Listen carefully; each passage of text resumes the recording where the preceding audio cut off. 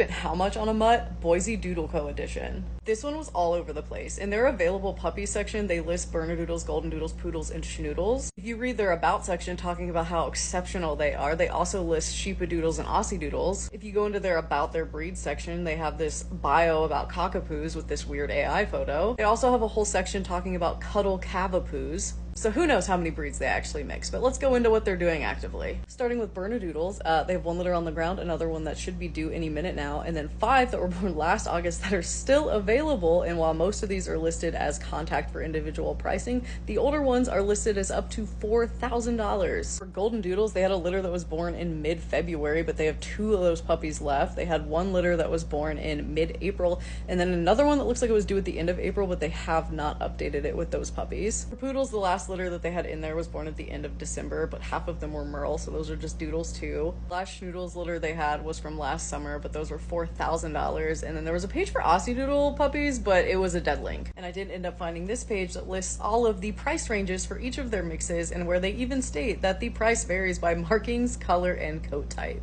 So they just are more expensive depending on which ones they think are the most rare and exotic. Something I want to draw attention to in all of their litter promo photos is that while they claim in several spots on their website that they do health testing, anytime they're promoting a litter, the only thing that they bother talking about are size and color, not health testing. On their available puppies page, they also have a section for some of their adult dogs that they have for sale, one of which is Snickers.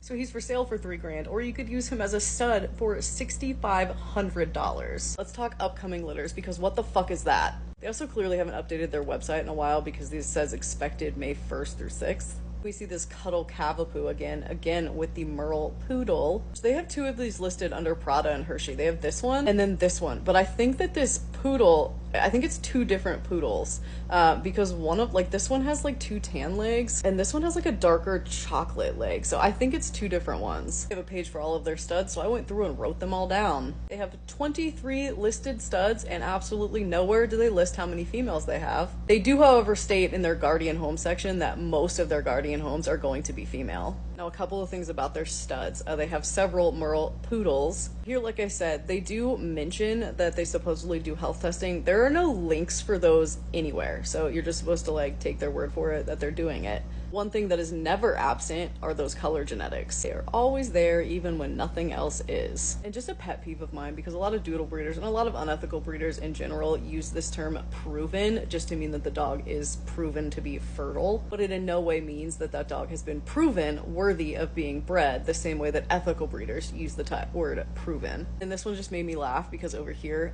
champion bloodlines, with that fucking structure, yeah, I'm sure that 7 generations ago he had 1 champion in his pedigree. Again, what the fuck? They have a quick little like what to do when you first get your puppy home, and they talk about food and nutrition here. I use pottery exclusively for a reason. According to them, it is packed with real ingredients, which compared to what? Fake ingredients, made by real pet people, so not professionals, not nutrition experts, and meets their ridiculously high standards. These are all of the things that they recommend, and notice how every single product is pottery. Oh, if you need help ordering, don't worry, they walk you through how to do it with their link, because that right there is the real reason that they're using it, is because they're going to get money on every single purchase you make. Do I even need to fucking say anything about this whole mess of a section? Our breeder does extensive research and stands by it. Baby, this whole website is proof that you don't know how to do research. One last thing, the section about Schnoodles, the best of both worlds, how they inherit the finest attributes from both of their parent breeds. That's not how genetics works. You have literally no idea what traits these puppies are going to inherit from each parent breed, because you were pretty exclusively breeding F1 crosses. That was a total shit show, but dressed up in a lot of nice language to make it seem like they are doing things correctly. Do not be fooled by it.